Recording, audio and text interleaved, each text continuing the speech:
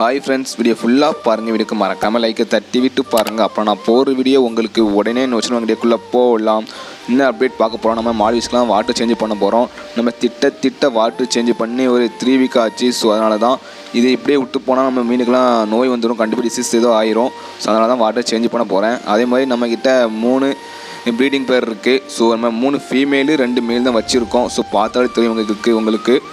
So எப்போ குட்டிட்டு போய் எனக்கு தெரியலை. குட்டியோட கண்டிப்பாக நான் அப்டேட் பண்ணிடுறேன்.